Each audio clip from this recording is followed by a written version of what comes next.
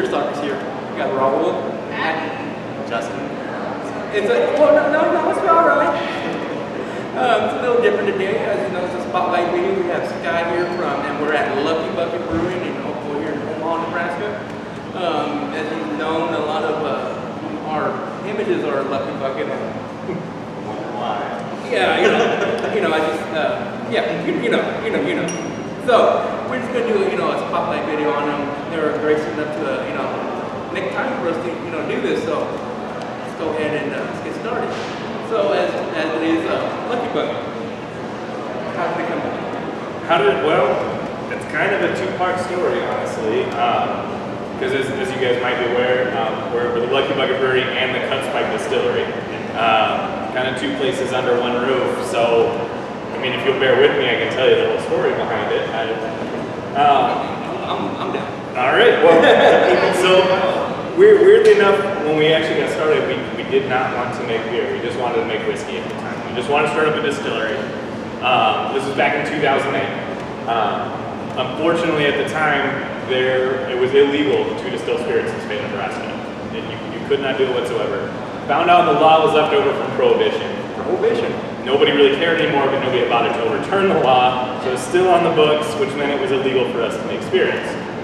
So we went to work getting that law overturned. Wheels moved on that kind of slowly. As you can imagine, repealing a law that old took some time. So while they were waiting for that, our founders were like, well, we know how to make beer, we need an income, let's start up a brewery. And so the Lucky Bucket Brewery was born. A couple years later, those laws got overturned, and it finally became legal to distill in Nebraska. So then the Cut Spike Distillery came along. So kind of came to be that way. Good way to get the business started and then, switch into what they really want to do. Absolutely. And I don't want to make it sound like it was an afterthought. Obviously, I have a ton of passion for beer. Oh, yeah. The founder, but yeah, kind of. For sure. Yeah. But judging by the flight, we have, some pretty good products. I appreciate that. You got a good variety too. You got a couple like the lighter ones and then sort of what you looking at. So, all right, we had, so the name Lucky Bucket. I know where it comes from, but I know, probably many of our viewers don't, and I know these two don't know where it comes from. So, why Lucky Bucket? Well, it comes back to way back before you had kegs or bottles or cans or anything like that. The only way to bring beer home from the brewery or the tavern or whatever would be to take it in a bucket, literally just a bucket. You would fill it up there, haul it all the way back home. And you didn't want to get that bucket confused with buckets for other purposes. So you labeled your beer bucket the Lucky Bucket.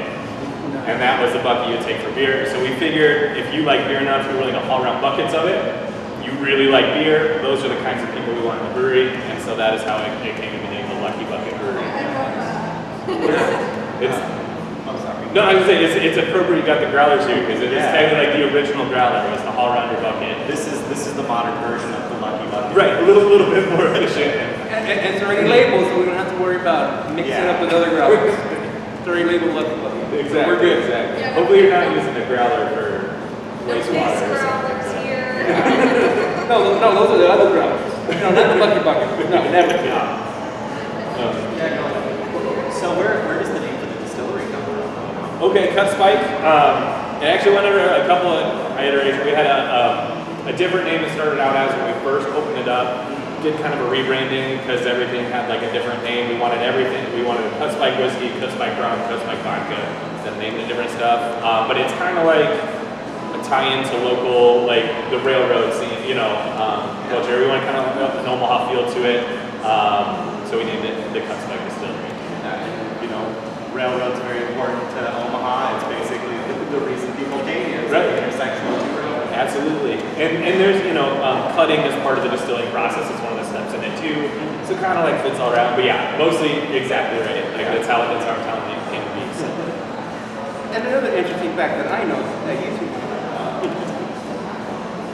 even though you might drive by Lucky Bucket Brewing Cut Spike, they might be looking the same building, which technically they're not. Two different addresses, and there's a reason for that. And from what I remember, it's they couldn't be they couldn't be in the same building. From when they lifted the law, the prohibition laws, a long time ago, that they put a little, I believe, a little caveat saying they couldn't have them together. Correct. Couldn't be under the same roof, is what they said. Of course. So they're not. They're not. They're not. There's a fence in between. It's totally kosher. Different places, listen. You have to walk to get to one or the other. Put it that way. Yeah, absolutely. And it makes for a good story on tour, so it works out. Oh yes, definitely. Like, you see this fence? This is the fence. The fence. This is the important fence. Absolutely. Got anything else? Any other questions? I'm kind of wondering, like, where the ideas for some of the flavors come from. Like, when you're like, oh, do we want it? Does it happen where, oh, we want to make a new flavor, or does it start with, oh, hey, I like this flavor. You know, what if we evolve into beer? For sure. Yeah, and that's one of the challenges, honestly, in brewing, especially modern brewing, because, you know, you throw a rock and there's a new brewery starting up, and everybody wants to do something different, something unique, and I mean, it makes it great for the consumer. You can find any style you want out there, but it does make it challenging when we're writing recipes, for sure. But it also kind of breeds creativity in that way, too. So when we sit down to do something, there's a little bit of, market forces trying to do something different, but then also, like you said, flavors that we might like, something we might want to do that's different that we haven't done in a while. But really, it's just the guys, when they're coming up with brewing, they're just really creative guys. Like, they just want to do something cool, and sometimes that turns out into a pomegranate raspberry green tea IPA. We had Red Sunshine. Sometimes it turns into just doing a different style, but in a classic way. There's all kinds of stuff. Yeah, I was just thinking what the guys were they're like, I don't know, pomegranate. I mean, sometimes like that, like it just hits them, and they'll do, experiment like smaller batches of it to make sure it works, they'll scale up. Speaking about Red Sunshine, got the pint glass for it, and that was my next question. Sure. I was a little sad that it wasn't there. That was going to be one of the growlers, but can't make it appear yet. If I could, I would. That's one of my favorites too. Do you know when that might come back in rotation? That's a good will. That's a good point. I'm sure it will at some point. I don't have details on when. It's kind of comes back to that modern brewing question where it's like everybody wants something new, and so you got to do some rotation, bring some old stuff back, do some new things. So I'm sure it'll come back at some point. If it does, I will definitely DM you on Twitter right away. So, yeah, but for sure, that's one of my favorites too. First one here. I'll be here. You'll be outside the window, like, hey, open up. You can pitch a tent on the patio. You do have a patio. They do have a patio outside seating. Right now, it's a little brisk, but come this. Yeah, summer comes, definitely be a perfect place to be. If I hear Red Sunshine coming back, I'm gonna rent a table and chairs just like. Oh. I know you're in there. You're keeping it from me. That's right. I was gonna ask. So from when they come up with an idea, and then they sorry, I'm trying to think of the right way. They come up with the idea, and then they produce a batch to sell to the public. How long does that process take? It's a good question. A lot of it depends on the style of beer, of course. Some of them take a lot longer than others. Some of it depends on if it's a brand new ingredient they're working with. They're going to do a couple smaller batches to make sure they got a good handle on it before they would put it out. So, you do a couple experimental batches that's already built in several weeks to the process. Okay. I know that's a non-answer a little bit, but it kind of just depends. Like I said, depending on if you do an IPA, it's faster than you would do a stout. Especially a barrel-aged stout, it takes a little longer because that's It's got to stuff. sit in that Right. barrel. It's got to absorb the flavor. Yeah. And then different yeast styles, of course, too. They like different temperatures, and that makes them work different speeds. So, absolutely, you're totally right.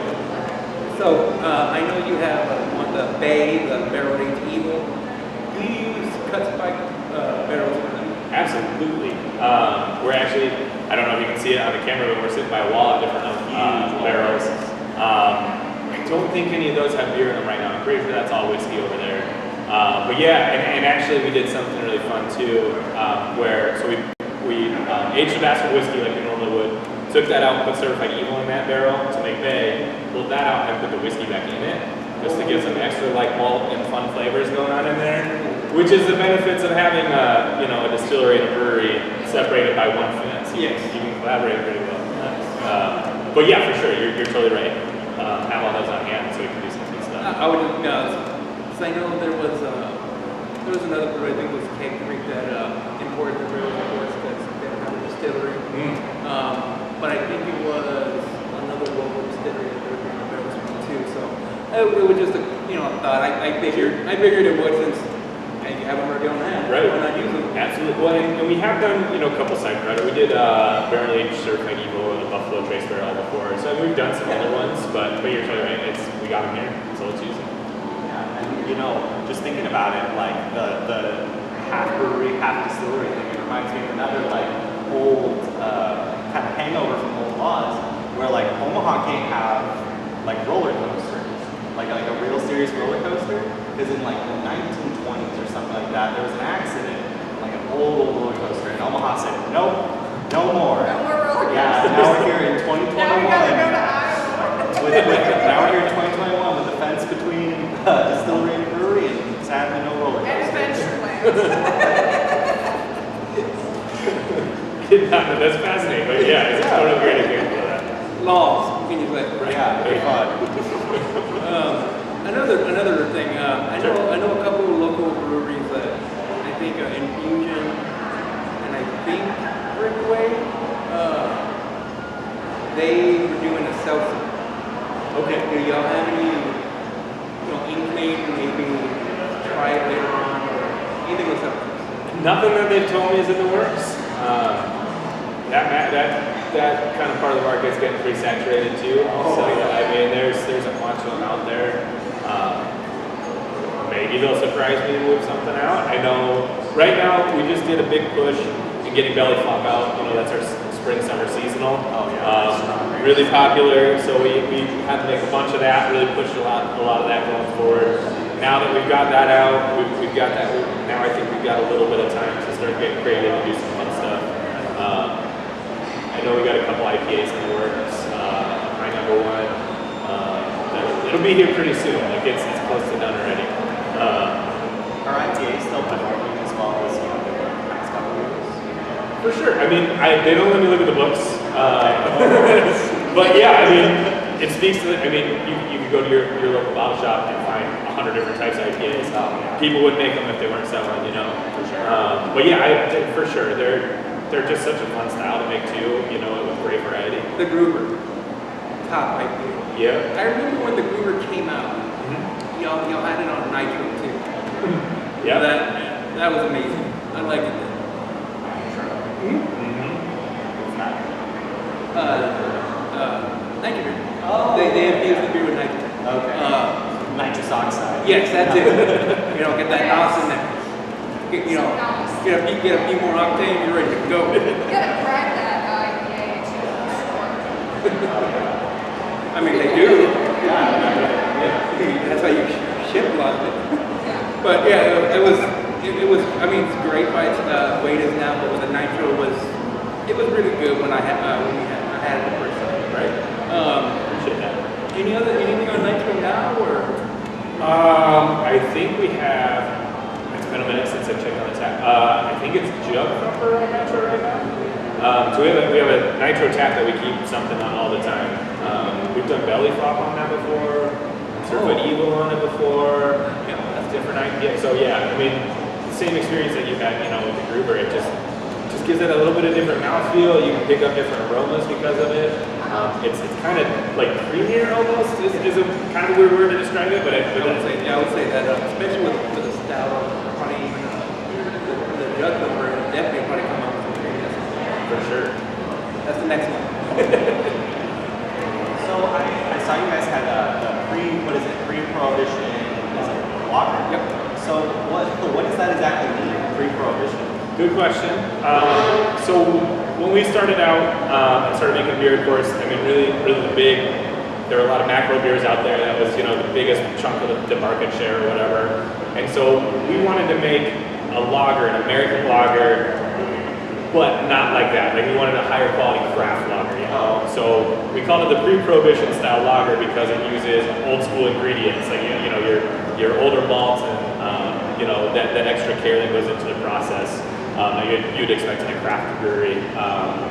And it became our flagship beer. It's been like the best-selling beer in Omaha ever since, and we'll just make it to this day. So Taste a bit of history. yeah, and we wanted the name to reflect that. So. I'll have to try it.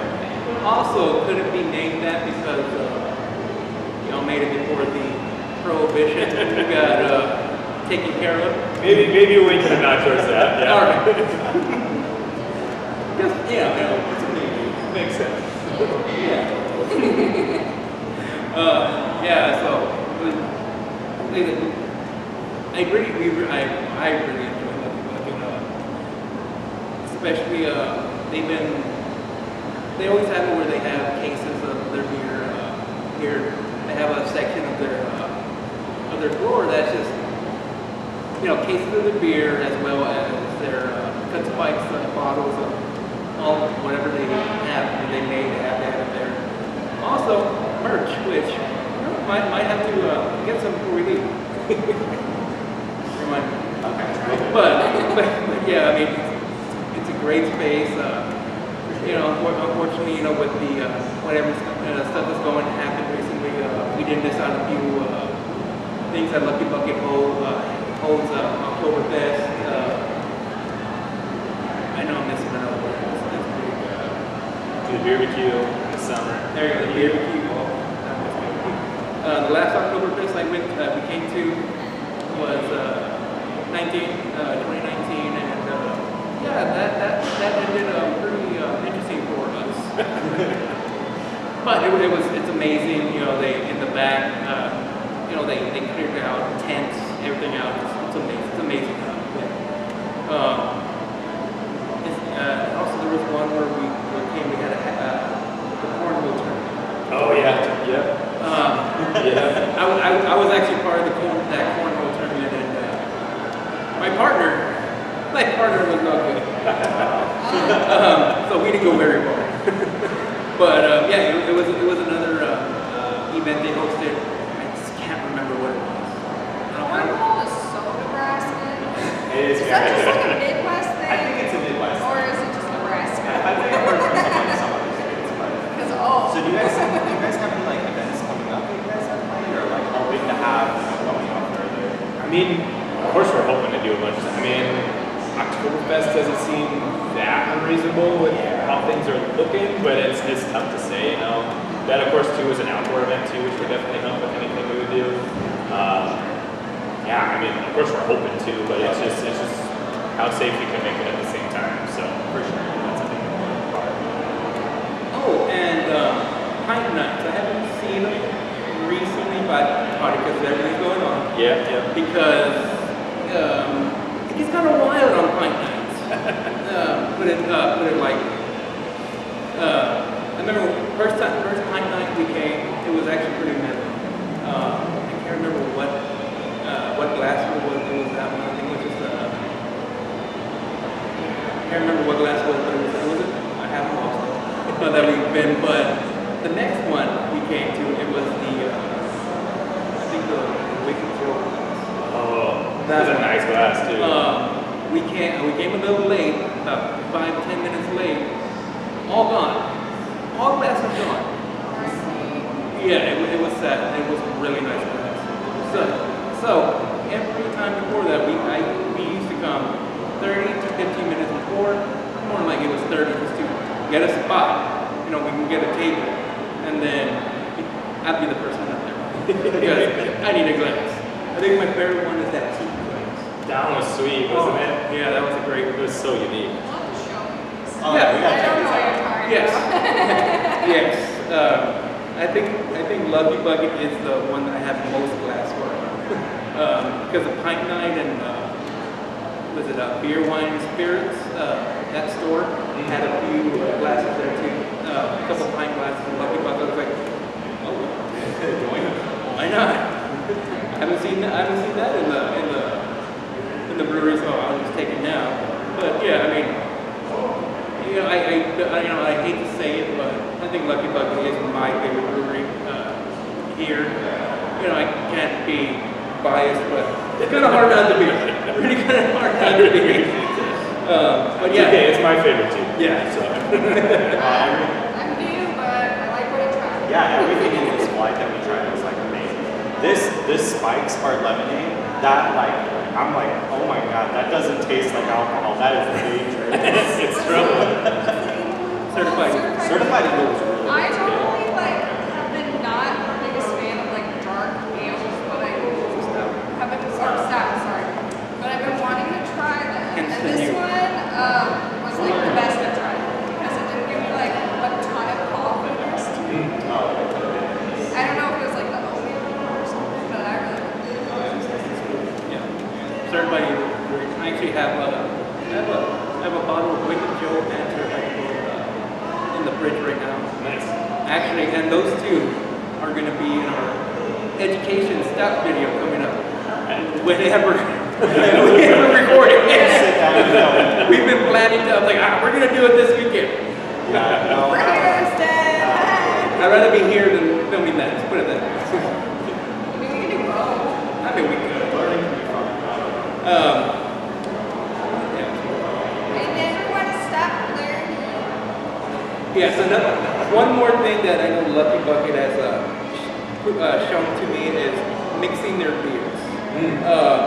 There's certain beers that depending on the season that they come out, that you mix together and make something even more amazing.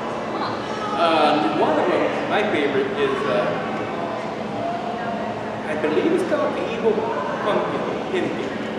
Yep. I mean, that sounds good. It's their Big Pumpkin and Certified Evil mixed together, and I believe it's half and half. Do you just double fist it? That or one might be you no.